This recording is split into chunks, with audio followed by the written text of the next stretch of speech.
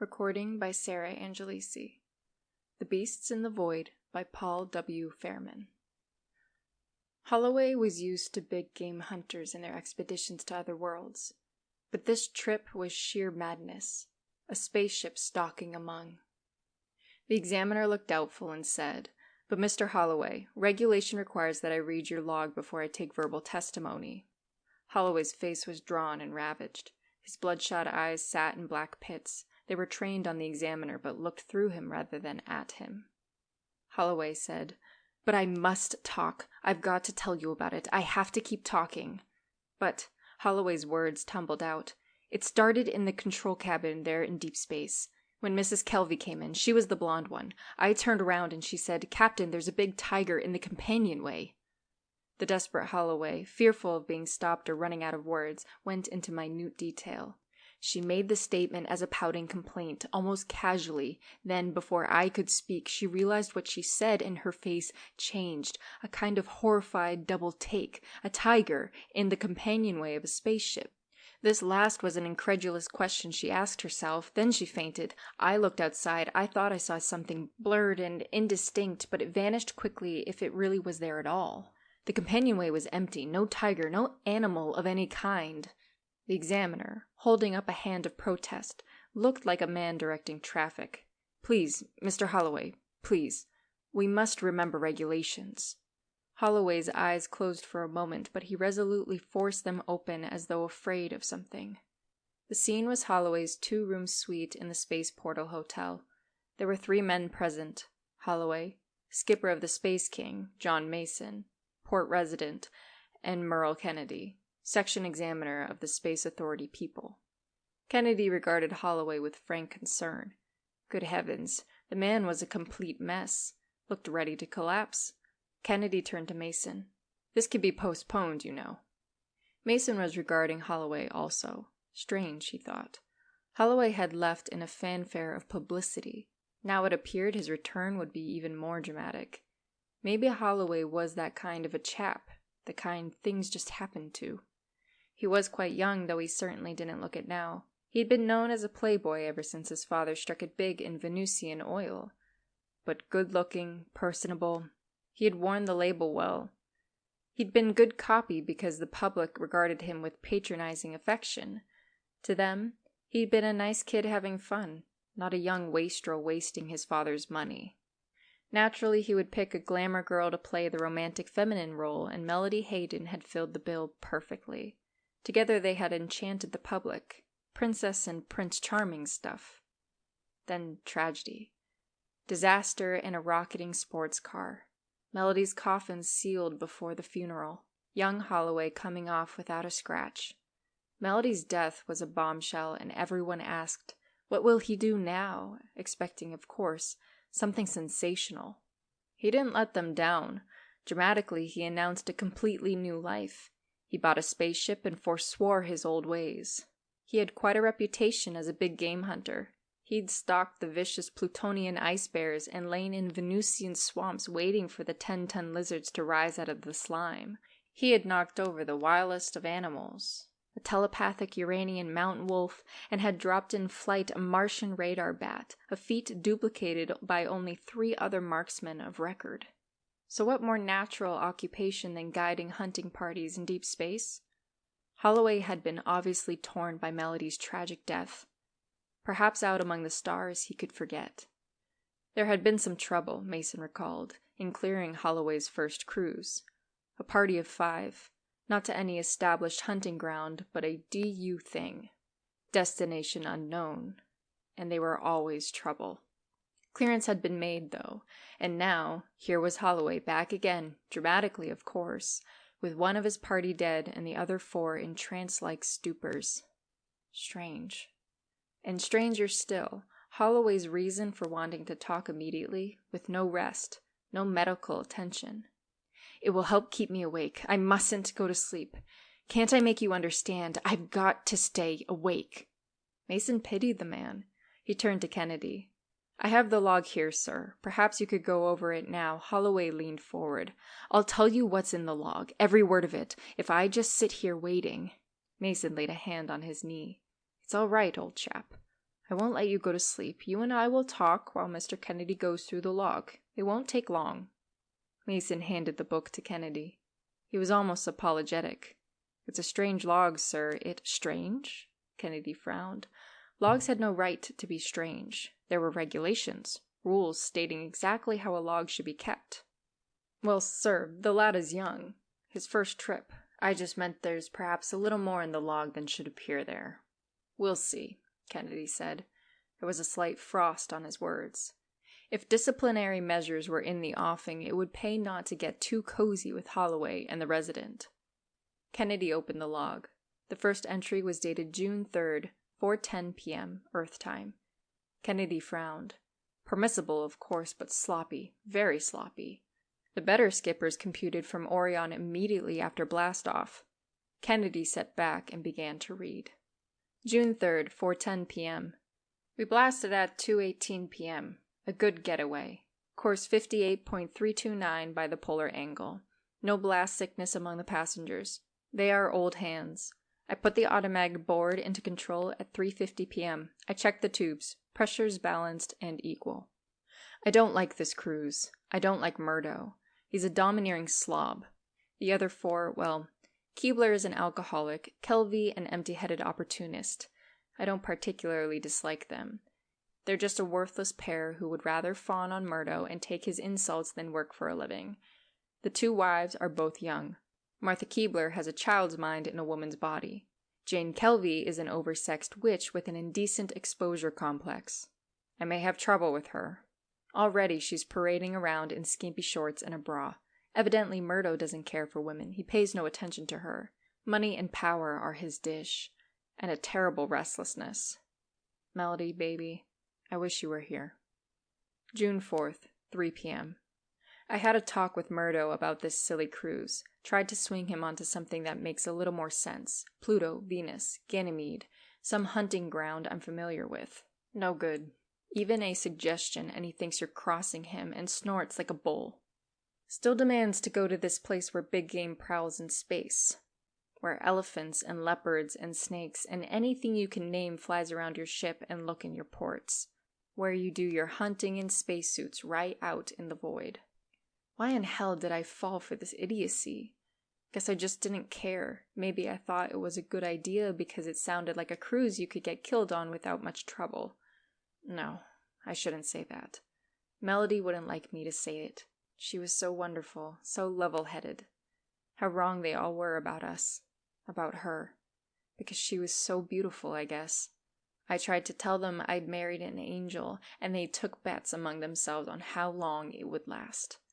The answer to that would have been forever. It still is. I've lost so much and learned so much in such a very short time. The hell with Murdo and his 4 puppets. I'll take them out and bring them back. Then I'll go somewhere alone and I won't come back at all. Melody. Course 28.493 by the polar angle. Went through small asteroid field. Kennedy looked up sharply. He frowned. This log is unacceptable. Holloway was pacing the floor, his eyes blank and terrible. Unacceptable? Course imposition should be noted within each 24-hour period. You missed June 5th entirely. Kennedy leafed through the pages. Why, at times you missed 3 and 4 days in sequence. Sometimes I didn't have time to write. Mason tried to hide his disgust. How did men like Kennedy get into positions they weren't fitted for? The ass. Couldn't he see this man was suffering? Mason said, "Why not reserve comment until you're finished, Mr. Kennedy?" Kennedy's eyes widened at the sharp tone of Mason's voice. Really? When residents start dictating to examiners? Kennedy saw the stiffness in Mason's face, and something more. He went quickly back to his reading. June 6th, 1 p.m. I talked some more with Murdo about this fool cruise. He got wind of our destination, wherever it is, from some rich idiot in Paris. And I don't use idiot figuratively. His informant was in some kind of a private nut house, an exclusive insane asylum of idiots with lots of money, and he had lucid intervals. At one of these times he told Murdo where he'd been and what had happened. I don't think Murdo believes all of it, but he wants to see for himself. Well, if he wants to spend his money chasing meteorites, it's his business. Keebler got drunk as a goat, strapped him in his bunk, and left him there. Murdo spent a few hours explaining guns to Mrs. Keebler. I think he enjoys the look of wonder on her face. Makes him feel very superior knowledge-wise. Her face is just built that way, and so far as she's concerned, he could be talking Greek. He thinks she's very beautiful. I wonder if he ever saw Melody's picture. Course 36.829 by the Orion angle. All clear. June 9th, 1 a.m. Course 36.841 by the Orion angle. Small asteroids. Jane Kelvey is bored and has started taking it out on me. When I passed her door, it was open. She was taking a sponge bath, stark naked, in the middle of the cabin. She turned around to face me and did a very bad job of acting flustered, trying to cover herself up with a small sponge. How crude can a female get? She was hoping I'd come in. If I had, it would have been to slap her face. I got away as fast as I could. June 10th, 7 p.m. Course 41.864 by the Orion angle. Brushed a small asteroid. I've been noting the time wrong. It should be figured on a 24-hour cycle, midnight to midnight. The hell with it. Had a fight with Murdo. He wanted to take over the ship. His words were, "Let's get some speed out of this slop bucket." I reminded him I was captain. He reminded me he was footing the bills. I asked him how he would like to be locked in his cabin for the remainder of the cruise. He didn't say, but I guess he wouldn't have liked it because he quieted down. Keebler had been quietly drunk for the last 2 days. Lucky Keebler. June 13th, 18 hours. Course 26.932 by the Virgo angle. Went 4 degrees off course to avoid small planetoid. Jane Kelvey came to my cabin an hour ago. The rest were asleep. She wore a blue dressing gown with nothing under it. I want to set down what happened in case there's ever a kickback, although I don't think there ever will be. I was sitting in a chair and she came up behind me, and it was very unfortunate because I saw the blue dressing gown first. By sheer chance, it was almost exactly like the one Melody wore that first night. I was thinking of Melody. Melody was all around me and inside me, in my mind, in my heart, in all my aching regrets. So when that dressing gown brushed me, something electric happened inside, and I got up and took Jane Kelvey in my arms. It wasn't more than 3 or 4 seconds, but in that time the gown had been brushed aside. Then I came to my senses and pushed her away. The dressing gown stayed parted. She stepped back, confused. She said, "What's the matter? Are you scared?" "I'm disgusted. Button your gown. Get out of here." "What are you? Not one of those noble creatures, I hope, who wouldn't touch a man's wife." "I said get out. I wouldn't touch you regardless." "But you just did." "It was a mistake. Look, I'm a woman. You're a man, I think. We're alone in space and life is short. Let's have fun and then forget about it." I slapped her across the mouth. A skipper can be jailed for life for striking a passenger, even with cause. But I slapped her, and I'm setting it down in the log. Kennedy looked up from his reading. "Jane Kelvey. She is the dead one?" Mason nodded. Kennedy looked at Holloway with marked severity. "Are you sure you only slapped her?" Mason exploded. "Good God, man, did you see the body? You're not implying he did that to her, are you?" "I'm not implying anything," Kennedy said within a restrained grimness that infuriated Mason. "Why don't you finish the log before you start passing judgment?" Kennedy leafed through the pages. Wait a minute. This log doesn't cover the whole cruise. It breaks off in the middle of a sentence.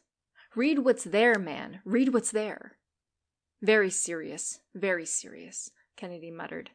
"Not completing a log. No license should have been issued this man. Lax. Very lax." He sat back to make himself more comfortable and prepared to go on with his reading. June 30th, 3 hours. Course 29.341 by the Virgo angle. I think that's the course. The instruments are acting funny. In fact, a lot of things seem to be wrong.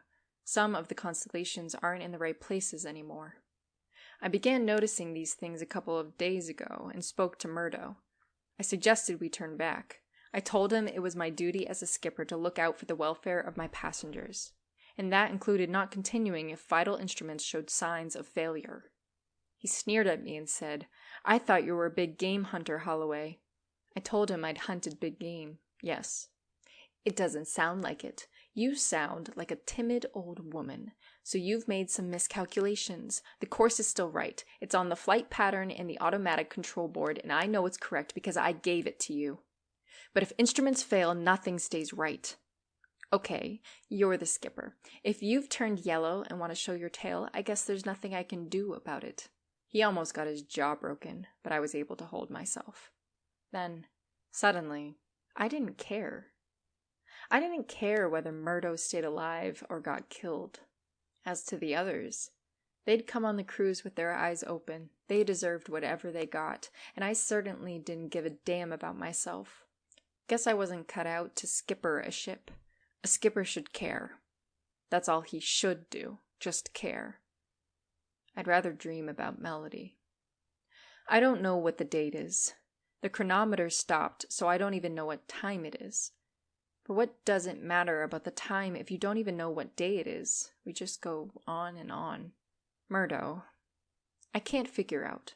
Windbag or not, braggart or no, he has an iron will. I think he's scared, but he won't admit it. And some stubborn streak inside him won't let him turn tail and run. He hides his fear behind long accounts of his hunting trips. He describes the vicious animals he's killed. He bores us with accounts of his skill as a great hunter. The rest listen because they have to. I go to my cabin and remember Melody. The rest are scared too, but they're too scared of Murdo to let him know it. That's an odd one. Scared for your life, but afraid to tell the big man because he might kill you. Would Murdo kill in a fit of rage? I don't know. Keebler stays drunk, so none of it bothers him. Keebler's wife, I think, is in love with Murdo, but it's a kind of little girl love. She never quite grew up. Kelvy glues himself to Murdo and sticks like a plaster. He seems to consider Murdo a haven, as though Murdo's bulk will make everything all right. Jane Kelvy hasn't quit making passes at me, but they're half-hearted. She bothers me. I'm uneasy when she's around. I get the feeling that any minute she might drop to her knees and beg. What do you do with a woman on her knees before you, begging? Maybe before long her husband will look good to her. Maybe she'll be able to get him away from Murdo's side for a while. I look at both of these women and realize what I lost. Melody. Jane Kelvy came to my cabin. It's hit her that things aren't right. She's scared. She asked, "Why did you tell Murdo you wanted to turn back?" "Because I thought we'd come too far." "Do you still think so?" "Everything will be all right." "The instruments, are they working again?" I lied to her. "They're working." "Do you think it's really as Murdo says? That there are animals out in space?" "I don't know." She looked wan and forlorn, and I was sorry for her. She said, "I've only been on one hunting trip in my life." "Is that so?" "In India. A boy carried my gun for me. When the tiger came, the boy handed me the gun and told me where to point. I fired, and I didn't hit the tiger. Someone else shot it. That was too bad." "No, it was all right. He was such a big, beautiful animal, so sleek and powerful." I saw her body tremble as she closed her eyes. I said, "You better get some rest." She passed a hand over her eyes and then gave me an odd, wistful smile. Animals are smarter, I think. We do make awful messes out of our lives, don't we? I'm afraid we do. But is it our fault? God makes us this way. We can't help that. No, I guess we can't. Why did God make us like we are? I don't know, Jane. Let's hope He does. Isn't that sacrilege or something? Doubting Him? I guess it is. She reached out suddenly and touched my face. "You're a nice guy. I don't blame you for slapping me." "I'm sorry. You're pretty nice yourself." The smile faded. "I'm not," she said miserably, and left the cabin. Poor kid. I forgot her and thought of Melody. Something's gone wrong with everything. Not a very scientific statement for a skipper to make, but that's how it is. The stars have disappeared. The instruments jumped around as though they had minds of their own. The dial needles spin around like crazy. And something else. Something even worse. Space has changed. I mean, there's something out there in space. First, I just felt it. A raw uneasiness. Then I trained a light through the port and I could see it. Stuff that looks like dust but isn't. It's hazy and yet it sparkles. and you have a sense of being on a ship that pushes its way through a fog so thick the friction holds you back. And there's something more about this sparkling fog. You look out at it, and it seems to be looking back at you. Or maybe I'm losing my mind. Anyway, that's the way it seems, as though it's waiting for you to speak to it, say hello or something. I guess I'm going crazy. The sparkling fog is affecting the others too. They've all quieted down, and they slip along the bulkheads as though they were being followed. Only Murdo blusters back. He says, "What the hell? We expected something different, didn't we? Well, this is sure different enough, isn't it?" I'd turn back, but I don't know how. I have nothing to go by. The instruments make no sense.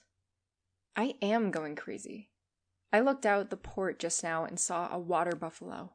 It was standing right out there in space with its head down looking at the ship. I had a light turned on it, and suddenly it charged and hit the port head on. It bounced off and went staggering away and disappeared. But it left a big white scratch on the quartz outside. At least I think it did. Wait, I'll look again. Yes, a big white scratch. It's still there. So how can I be mad? Maybe it's a new kind of madness. Some of the sparkling fog has penetrated the ship. Turn out the light and you can see it in the cabin. Not as thick as out in the void, but thick enough to see. Thick enough to stand there and ask you to talk to it. Murdo is ready to turn back. He came to the control room and said, "I saw it out there." "You saw what?" His face was pale and his hands twitched. "A boa constrictor. Exactly like the one I killed 4 years ago on the Amazon. It came to the port and looked in at me." "It must be your imagination." "No, it was there." "Let's turn back. Get out of this." "I wish we could." "You mean—" "I don't know where back is. We might just as well go as we are. Changing course doesn't help if you don't know your directions. Our only hope is to drive on out of this cloud. If I turned, I might go right back into it." "Then one direction is as good as another?" "That's right." His mind wandered as he turned away. "I didn't know it would be like this," he muttered. "I thought it would be fun. Sport. I thought we'd put on spacesuits and go out and make a kill. I thought—" "The spacesuits are ready. Do you want to try it?" He shuddered, his hanging jowls almost flapping. "You couldn't drag me out there." The stuff is getting thicker in the ship. Jane came into my cabin. She had an odd look on her face. She said, "There's a big tiger in the companionway." I got up from my bunk and suddenly she seemed to realize what she'd said. She repeated it. Then she fell down in a faint. I put her in my bunk and looked out into the companionway. The sparkling fog glittered, but there was no tiger. When she came to, she didn't seem to know where she was. Then she smiled. "I must have been drinking too much," she said. Then she realized where she was. "But look where it got me. Into your bunk. Do you feel all right now?" "I guess so. I can get up now. I do have to get up, don't I?" "I think you'd better." After she left, I did some thinking. The sparkling haze has been outside the ship, and I'd seen a water buffalo through the port. Murdo had seen a boa constrictor. Then the haze penetrated the hull and got inside the ship, and Jane had seen a tiger in the companionway. Were they phantoms? Was Jane's tiger a tiger of the mind? Murdo swore his snake had been real, and my buffalo left a mark on the port. I sat there trying to think. With the sparkling fog drifting around me, it seemed to be trying to tell me something. Things grow worse. Today, at mess, Murdo was holding forth about a Plutonian ice bear he killed. I think he was trying to cover the gloom that has settled over us. Anyhow, he just got to the point where the bear was charging down on him when we heard the roar of thunder from outside. Maybe I'd better repeat that for the record. We heard a roaring through the walls of the spaceship, in the void. Nothing goes through the walls of a spaceship in the void, but we all heard it and jumped to the port, and we all saw it. An ice bear, as big as 10 of the largest that ever lived in the Plutonian ice floes. A huge ravening beast that rushed through the void at the ship and tried to tear the port out of its metal seat, with teeth as big as the height of a man. The women fell back, screaming.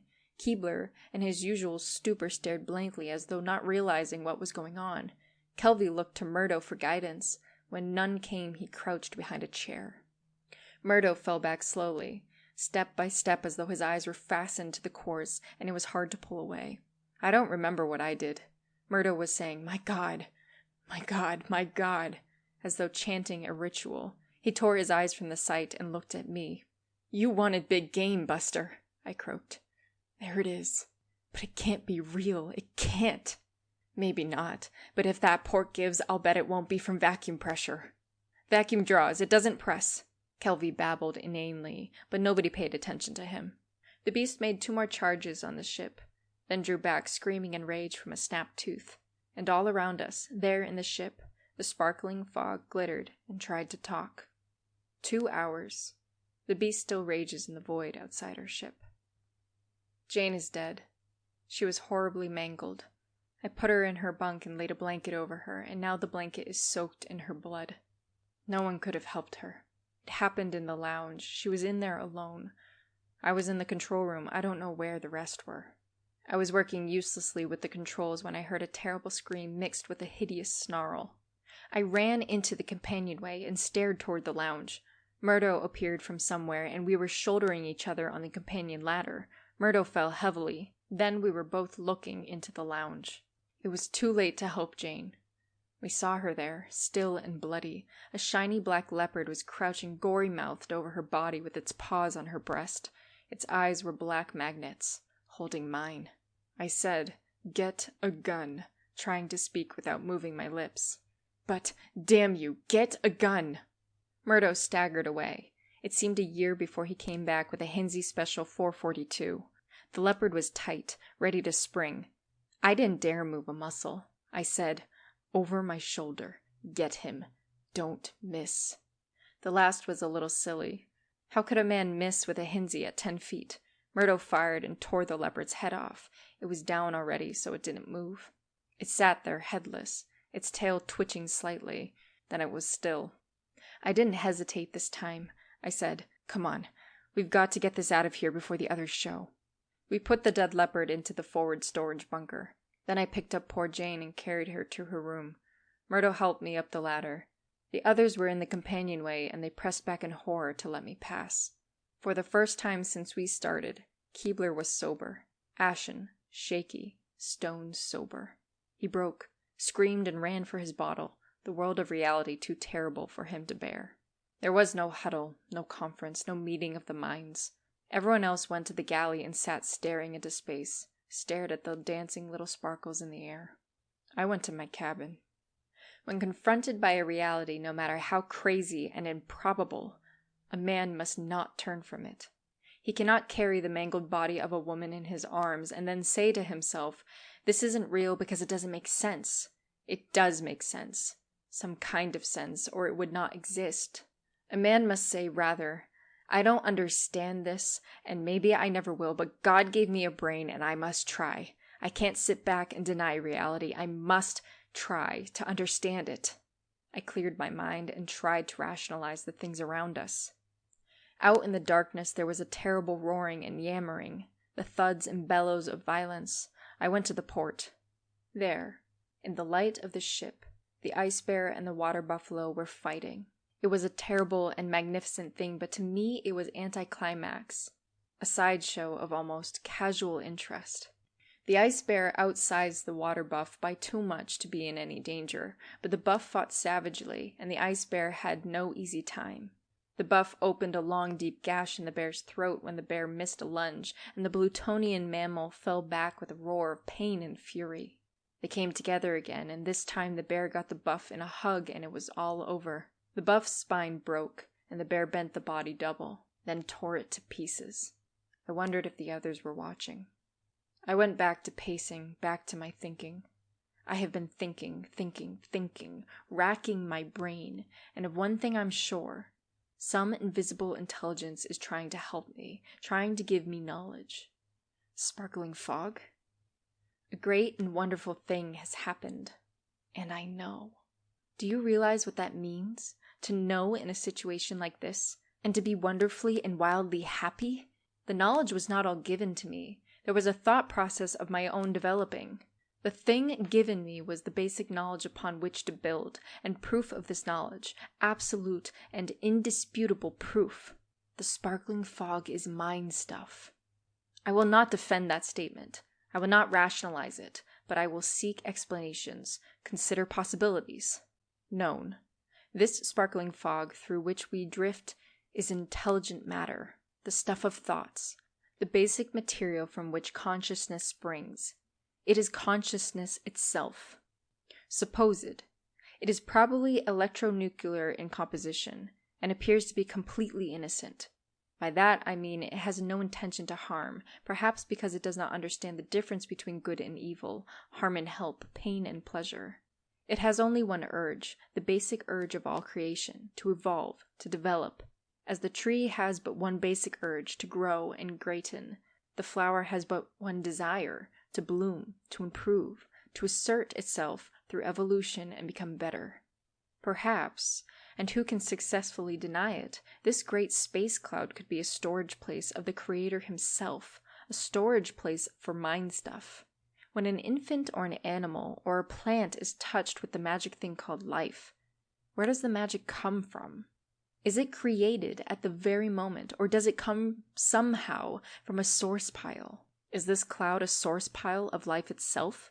No one can say, but I think I've hit a limitation on this mind stuff. I'm going to try an experiment and pray to God it works. I'm going to find Murdo and knock him unconscious. I have solved the mind stuff. What just happened is the last bit of proof I need. I went to the galley. Murdo was wandering away. I found him in the lounge.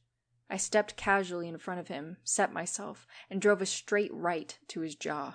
He went down like a log. I closed my eyes and counted to 20, praying to God to make me right in my belief, in the crazy theory I evolved. I opened my eyes and turned to the storage locker. I looked inside. The dead leopard was gone. I went to the port and looked out. The huge ice bear had been ravening insanely among the shreds of the water buffalo's body. As I watched, both bear and buff began fading. Before my eyes they disappeared, evolved back into the stuff of the sparkling fog. I had proved my theory. Now all the parts dropped into place. The mind stuff has only the ability and the urge to evolve, nothing else, no imagination. It can evolve only if given something to reproduce. This it can get only from a human mind. It is able to see an image pictured in the human memory and reproduce it in a state of absolute reality. Witness. Jane saw a tiger in the companionway. Clear in her memory was the image of the tiger she had shot at in India. The mind stuff saw it and reproduced it in reality. The water buffalo came from my own mind. I killed one exactly like it a year ago. The ice bear was out of Murdo's memory, as was the black leopard and the snake. Witness. The 3 animals created inside the ship did not appear until the mind stuff from outside penetrated the hull and entered the ship. They were of normal size, but the animals created outside the ship were far out of proportion, the ice bear especially. Why? Because, I believe, the mind stuff is denser in the void. There it has more strength. My defense against the mind stuff was formulated almost accidentally. I remembered the sequence of Jane's tiger. She saw it, entered my cabin, realized its significance, and fainted. I looked into the companionway and saw the tiger fading. So I knocked out Murdo for final proof and got it. As soon as he lapsed into unconsciousness, the recreations from his mind turned back into sparkling fog. Obviously, and a heaven-sent phenomenon it is, the mind stuff immediately loses its subject image when the mind from which it came goes unconscious. The mind stuff has no memory of its own and cannot hold its recreated image in the evolved form under conditions of unconsciousness. The answer now becomes simple. I drugged Murdo before he regained consciousness. I drugged the other 3 by means of whiskey and food. They have been unconscious for 12 hours. Nothing has happened. I shall keep them that way. The mind stuff is trying to complain to me, almost petulantly, as a child. I sensed it sharply. It does not understand the wrong it has done and feels it has been deprived of its right. I have no time for the mind stuff. I guard myself against it and ignore it. There are other things on my mind. Shall I go back if we ever escape from the sparkling fog? I don't know. I don't want to go back. I want to go on and on forever just like this, but the others cannot go on like this. It would be murder. I don't know. I don't know. I must keep awake. I use drugs. I must not sleep. Not sleep. We have cleared the fog. The instruments are working again. Again the stars glow. What shall I do? Melody. Kennedy looked up from his reading. As I said, he spoke severely. You break off at an abrupt point. You did not complete the log. Holloway's red eyes were glazed. I had other things to do. I was tired of keeping a log. Mason sought to draw Kennedy off his query. There's an odd point, he said, looking at Holloway. Only animals were created. Do you think the mind stuff was capable only of recreating animals? Holloway spoke in an exhausted monotone. It took the clearest image from the strongest minds. Murdo thought mainly of hunting. He pondered on his more spectacular kills. Thus the mind stuff used his images. I see. Holloway seemed to sag, to shrink. He said, the mind stuff could recreate anything. It brought Melody back to me. Kennedy sprang to his feet. There was no reference in this log to... Mason turned on him. Shut up, you fool! He laid a gentle hand on Holloway's shoulder. Tell us about it, old chap. Holloway turned his burning eyes on the closed door to the next room. She's in there. I wanted to get rid of you. I was afraid you would take her away from me. But it's no use. I can't hold my consciousness much longer. Then she will vanish. Holloway tried weakly to rise from his chair. He called, Melody! Melody, baby! The door opened. A beautiful girl in a blue dressing gown came gracefully into the room. She walked straight to Holloway and took his tortured head in her soft hands. Her eyes pleaded with the men. He suffers so. He will not sleep.